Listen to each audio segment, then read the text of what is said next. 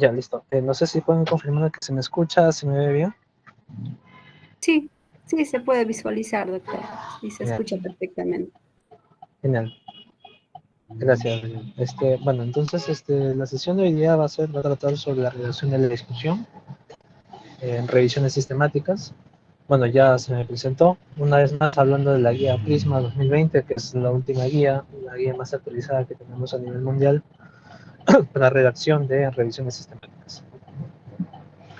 Entonces, una vez más, con la definición, ya seguramente los que están participando notarán que la definición es la misma, ¿no? Son 27 ítems, 27 parámetros que nosotros debemos cumplir a la hora de redactar una revisión sistemática, ¿no? Entonces, de esas 27, la que nos corresponde ahorita mismo son 3 o 4, ¿no? Por suerte son pequeñas. La sección de discusión es una de las más cortas, ¿no? Seguida de la introducción, ¿no? La introducción, si recuerdan, serán 3 ítems o 2 ítems, si mal no recuerdo. Los ítems más pesados se encontraban pues en la sección de métodos, que eran casi de 15 a 10 ítems. Ok, entonces, una vez más, también este es el checklist Prisma, ¿no? Que es un documento que se nos solicita a nosotros cuando publicamos o intentamos publicar una revisión sistemática. Nos solicitan esta información, ¿no? Un documento donde está marcado, ¿no? Los autores debemos rellenar este checklist. Y justamente el objetivo del taller es pues, que conozcamos toda la sección del checklist Prisma. Ya hemos hablado de la introducción, hemos hablado de métodos, de resultados, y hoy vamos a culminar esta sección de talleres con la parte de la discusión. ¿Ok? Entonces vamos a ello, ¿no? Esta primera parte va a ser un poco teórica, ¿no? No va a haber una parte práctica, porque como es una discusión, no hay tantos, y ustedes notarán, de que no hay tantas obligaciones, sino solamente son sugerencias. Entonces, por lo tanto, vamos a comenzar. El ítem 23, ¿no? El 23A de la guía Prisma nos habla y nos solicita que debería haber una interpretación general de los resultados, ¿no? De la evidencia, ¿no? Del contexto de la evidencia y eso, básicamente, ¿no? O sea, nos pide un párrafo del resumen, ¿no? Un párrafo de resumen de nuestros resultados principales. Es como una pequeña introducción, ¿no? Una mini introducción de la discusión. Entonces, donde hablamos de los resultados principales, ¿no? Y eh, intentamos dar una primera interpretación, ¿no? Si recuerdan que en los estudios observacionales analíticos, por ejemplo, siempre hay esta primera sección de resumen de resultados, ¿no? De pequeña interpretación de resultados, ¿no? Luego en los estudios observacionales también le sigue una comparación con otros estudios, ¿no? Y justamente esto también nos pide la guía Prisma, ¿no? Que comparemos nuestros resultados de la revisión sistemática con otros resultados de otras revisiones sistemáticas, ¿no? Entonces, igual, los artículos originales, los observacionales, analíticos también nos solicitan eso, ¿no? O sea, que comparemos nuestros resultados con otros estudios. Luego de eso, si se acuerdan, una explicación, ¿no? De por qué hay esa igualdad o esa diferencia entre los estudios y nuestros resultados, ¿no? Si, por ejemplo, notamos de que nosotros hemos encontrado en nuestro metaanálisis de que el riesgo relativo es mayor que 1, y es estadísticamente significativo, y encontramos una revisión parecida, ¿no? Que haya encontrado un metaanálisis con riesgo relativo menor que 1, lo ideal es encontrar el porqué de esa diferencia, ¿no? Porque nosotros sí hemos encontrado asociación y por qué los otros estudios no han encontrado esa asociación. Entonces, y ahí yo no está en la guía Prisma, pero lo que yo siempre realizo es una explicación fisiopatológica y o teórica, ¿no? De esa pequeña diferencia o esa igualdad. Si yo encuentro que hay una, un análisis estadístico, que hay una asociación evidente, entonces yo intento buscar estudios que sustenten la fisiopatología o la parte teórica que me pueda intentar explicar por qué hay esa asociación entre las variables. Entonces, Eso básicamente nos pide la guía Prisma, ¿no? Este es el ítem relacionado a esa interpretación general de resultados, ¿no? Como una pequeña entrada e intentar explicar, ¿no? por qué habría esa diferencia, esa igualdad. ¿Okay? Entonces, y aquí también nos dice, nos da un ejemplo, ¿no? Si pueden verlo, este es el ejemplo que nos da la guía Prisma, y en las primeras líneas, ¿no? Nos dice, ¿no? Debemos tener cuidado, precaución de nuestros resultados porque hay muy poca cantidad de estudios. Pero a pesar de eso, ¿no? Nuestros resultados arrojan de que estos son los resultados, ¿no? De que hay un efecto combinado del ejercicio con la enseñanza educativa teórica, ¿no? Entonces, sí se puede más o menos explicar por qué.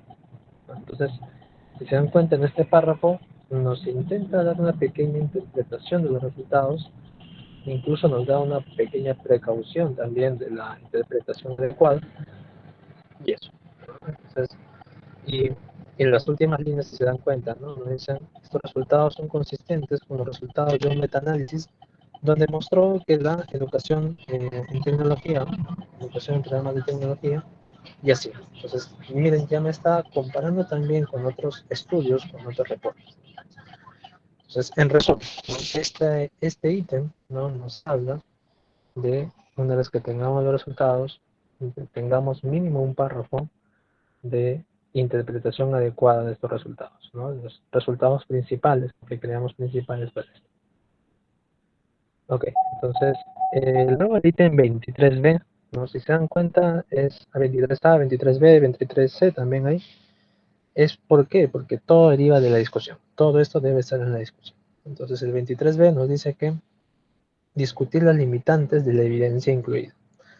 Y esto quiero hacer la diferencia con este 23C, que nos dice la discusión de los limitantes de la revisión, del proceso de revisión. Entonces, ¿cuál es la diferencia entre estos dos? Primero, esto nos dice que limitantes de la evidencia. ¿A qué se refiere con eso?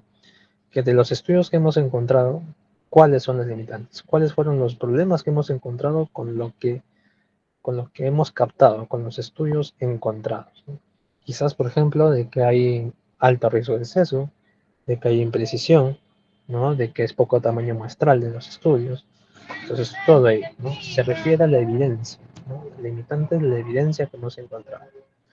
Eso es uno. Y el 23C nos dice limitante del proceso de revisión. ¿A qué se refiere con esto? Si, por ejemplo, hemos hecho una búsqueda en 3 bases de datos, PubMed, Scopus y Web of Science, nos faltaría algunas otras bases, ¿no? Quizás Embase, ¿no? Entre otros, ¿no?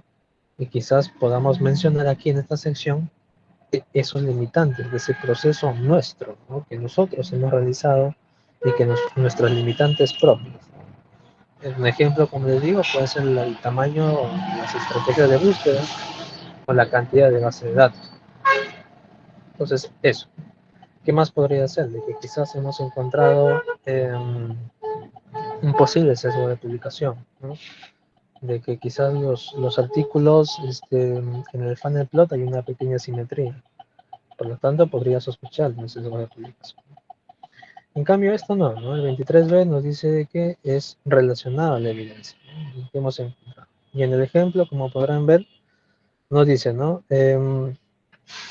Los estudios poblacionales, ¿no? Study population, fueron jóvenes, ¿no? Y pocos estudios se midieron de manera longitudinal. Los estudios incluidos, ¿no? Estuvieron limitados por el sesgo de selección, sesgo de recall bias, el pequeño muestreo, ¿no? Y bueno, en este caso, fumadores únicos, ¿no? Entonces, aquí una vez más está reforzando la idea de las limitantes de los estudios que hemos encontrado, de la evidencia que hemos encontrado. Entonces, y el 23C, ¿no? Nos pide, ¿no? Y este es el ejemplo, de lo nuestro, ¿no? En nuestro proceso de revisión, ¿cuál ha sido los limitantes? Por ejemplo, de que solamente hemos escrineado el 30% de los títulos y resúmenes, ¿no? Entonces, eso puede ser un limitante. También hemos incluido solamente, dice, el lenguaje inglés y chino, ¿no? Claro, hemos limitado quizás el idioma español u otros idiomas. Bueno, en este caso, como es COVID-19, también deberían incluir italiano, ¿no? Según ellos, ¿no? Entonces, ¿qué más procesos de la revisión podrían añadir en esta sección? Por ejemplo, la cantidad de personas que seleccionan los estudios, ¿no? Habíamos dicho en la sección de métodos que lo recomendable es que sean 2 personas mínimo, o 2 investigadores que mínimo hagan este proceso de selección de estudios. Entonces, si quizás solamente lo ha hecho uno, ¿no? O no se llegó a consenso, es necesario introducir en este pequeño párrafo delimitantes del proceso de revisión. Y listo, ¿no? Y bueno, el 23D, ¿no? También es una cuestión importante y que a veces las revisiones sistemáticas no lo mencionan, es que es hablar un párrafo, ¿no? De el impacto que tiene estos resultados en la práctica clínica, en las políticas públicas y en futuras investigaciones. Si, por ejemplo, habíamos dicho de que habíamos dicho de que eh, habían pocos estudios, ¿no? La población de los estudios era muy limitada, quizás europea solamente. Entonces es necesario, recomendamos nosotros, que se realicen estudios en otras partes del mundo. Sí, claro. Eso puede ser un ejemplo, ¿no? Eso solemos hacer cuando encontramos que, por ejemplo, y eso nos sucedió una vez, que todos de los 14, los 15 artículos que incluimos, 10, 11, 12, pertenecían al país de Turquía, eran de ese país, ¿no? Entonces recomendamos nosotros, basados en eso, de que haya más estudios, ¿no? En otras regiones del mundo, porque habíamos encontrado estudios de que la prevalencia, de que la severidad, de que las complicaciones eran diferentes entre población asiática y americana. Entonces, eso es uno. Luego también hablamos de el impacto en la práctica clínica, ¿no? Si nosotros, por ejemplo, y quizás han visto eso en los estudios que hemos publicado en otros talleres, cuando evidenciamos de que podría tener una buena sensibilidad, una buena especificidad, una prueba, entonces invitamos a que quizás, si tiene una buena sensibilidad, sea usado de tamizaje, ¿no? No quizás como una prueba específica, como una prueba de confirmación, sino que pueda ser usado como tamizaje.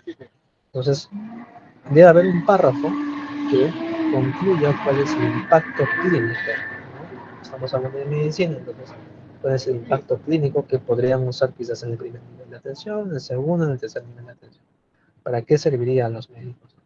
¿Para qué serviría a los médicos dar esa intervención, ¿no? Comparado con el placebo, ¿no? U otras intervenciones? Entonces, eso, ¿no? Y bueno, si es que tiene un enfoque sociológico, también hablar de las políticas públicas. Entonces, eso, como les dije, ¿no? Eso es todo por ahora. La discusión son estos solamente 3, 4 ítems relacionados a Prisma. Entonces, eso. No sé si tuvieran alguna pregunta. Como les digo, es una sección corta porque Prisma solamente nos da pequeñas formas generales de cómo llenar la discusión. Estoy abierto a sus dudas. Me lo transfiere sería continental. Continental o Interbank, cualquiera de los dos. Yo retirar. Porque voy a pagar en efectivo, voy a estar. A la oficina voy a ir.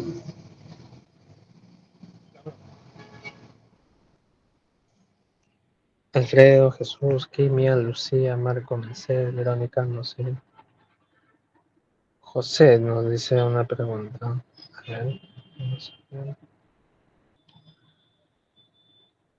Nos menciona José, ¿cómo terminar una discusión? Ya, lo que hago personalmente es, primero lo que habíamos dicho, ¿no? El párrafo de resumen de resultados. Luego le sigue comparación de estudios con otras revisiones sistemáticas, con otros estudios, implicancias en el ámbito clínico, ¿no? Recomendaciones de futuras investigaciones. Luego le sigue las limitantes de la evidencia, las limitantes también del proceso de revisión, y de ahí se salta a las conclusiones. Entonces, a ver, algunas revistas consideran la conclusión dentro de la discusión, ¿no? Otras revistas no lo hacen así, no necesitan.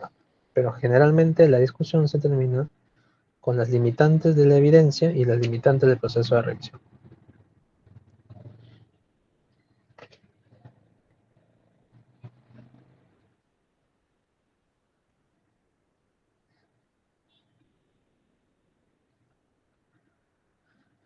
¿Cómo evitar extender demasiado la discusión? Normalmente una discusión debería, en lo personal, mínimo una cara y media en Word, ¿no? En lineado de 1.5. Mínimo de 1.5 y bueno, límite máximo, bueno, hemos publicado artículos con una extensión de hasta dos caras y media más o menos. Yo pienso que eso es el máximo, ¿no? ¿Cómo evitar quizás porque a veces el error que cometemos durante la realización de la discusión, que es como un símil de la introducción, es caer en redundancia, ¿no? Entonces no debemos redundar. Si ya tenemos una idea prevista o escrita, no debemos repetirla en otro párrafo, salvo que sea estrictamente necesario.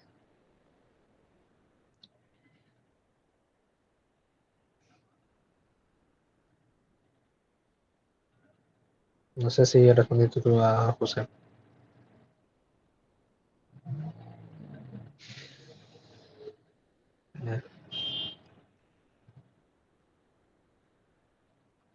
¿Alguna otra duda de los profesores, estudiantes? En general, un poco para resumir esto, la discusión de las revisiones sistemáticas se parecen bastante, si se han dado cuenta, a las de un artículo original, ¿no? A las de un analítico observacional, ¿no? ¿Por qué? Porque tenemos un párrafo que resume los resultados, tenemos un párrafo que compara los estudios, hasta ahí igual, idéntico. Tenemos un párrafo también que habla de las limitantes del estudio y quizás ahí agregamos algo, párrafo de las limitantes de la evidencia que hemos encontrado. Eso creo que es la diferencia principal de una discusión entre una revisión sistemática y un artículo original.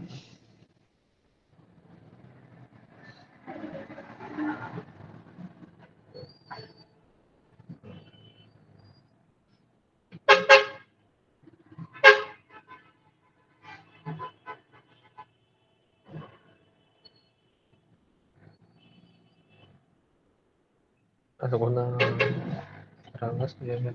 Sus preguntas, por favor.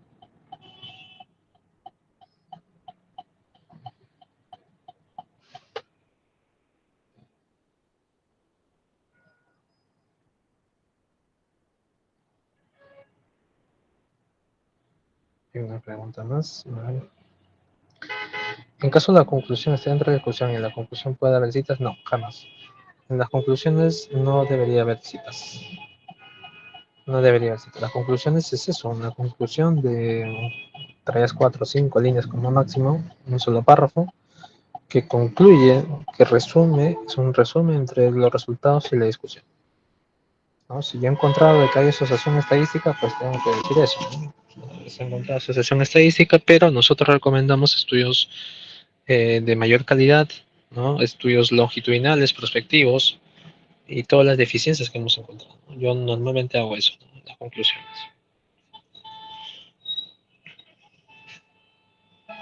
Hablando de citas también, lo recomendable que la cantidad de citas debería ser mínimo 20, ¿no?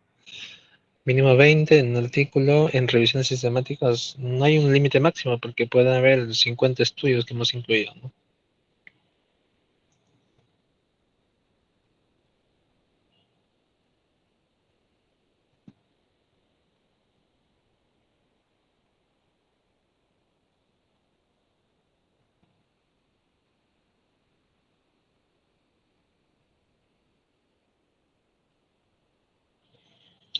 Un ejemplo, últimamente estaba leyendo artículos originales y algunas revisiones sistemáticas. En sus conclusiones colocan citas. El artículo será malo, posiblemente colocarlo como puede informar o se le conoce la persona que está mal en esa parte. Bueno, una vez más, tendrías que leer críticamente, ¿no? En la revisión sistemática para saber si es de buena calidad, ¿no? Como te digo, buenas o luz verde o buenas ideas o banderas verde es que tenga base de datos en inglés, no a nivel mundial. Eso, principalmente que reporte una estrategia de búsqueda, ¿no? Creo que eso te podría decir de que sí tiene, tiene importancia, ¿no? Ahora, de que es malo solamente por tener una cita en conclusiones, creo que tampoco, ¿no? Yo lo digo de manera personal, yo nunca he puesto conclusiones, perdón, citas en una conclusión, no planeo hacerlo tampoco, pero eso, ¿no? Y las revisiones que yo he leído, nunca he visto una cita en conclusiones. Me parece raro que hayas encontrado eso, José. ¿Cómo puedo informar o hacer de conocer a la persona que está mal en esa parte? No, no puedes hacerlo, a menos que lo que pasa si es que quieres corregir a alguien, ¿no? Un artículo original publicado en una revista, lo que corresponde es hacer una carta al editor, ¿no? Porque quizás haya un error metodológico o un error de estadística que encuentres y haces una carta y envías a la revista para que ellos lo publiquen, ¿no?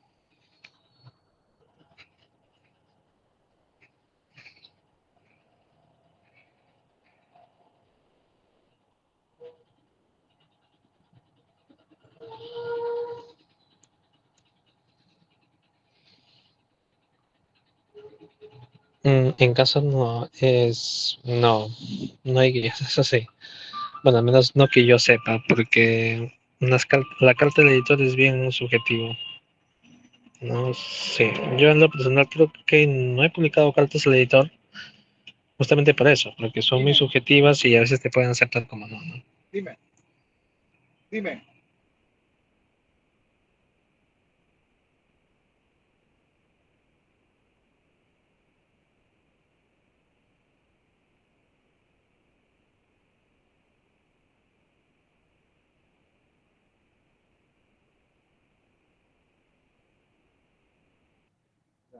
¿Alguna otra pregunta?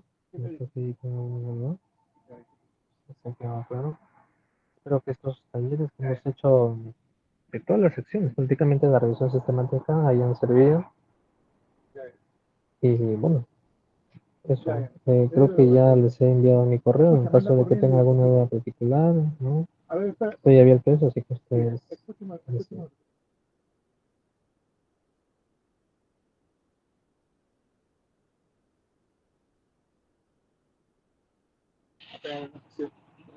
Sí, podría haber.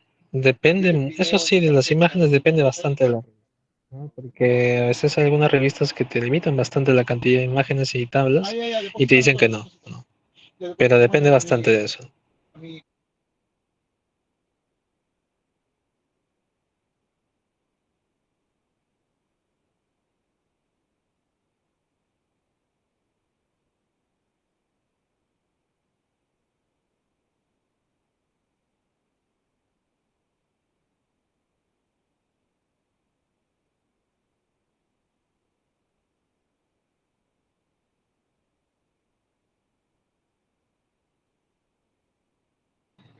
¿Alguna otra duda para terminar?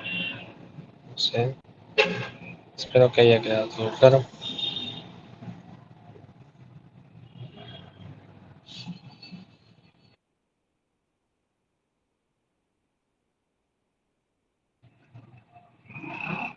No, creo que todo claro. Entonces, no sé si Lisbeth, ¿estás ahí?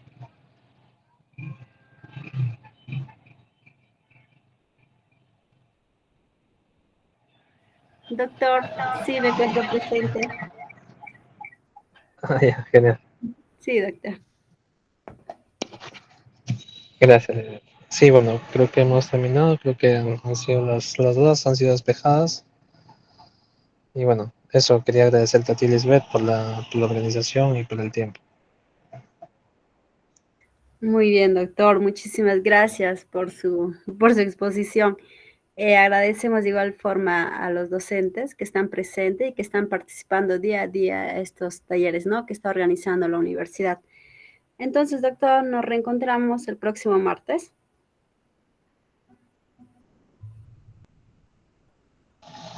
Claro, Lisbeth, pero creo que terminamos con esto, ¿no? Creo que hoy es el último taller.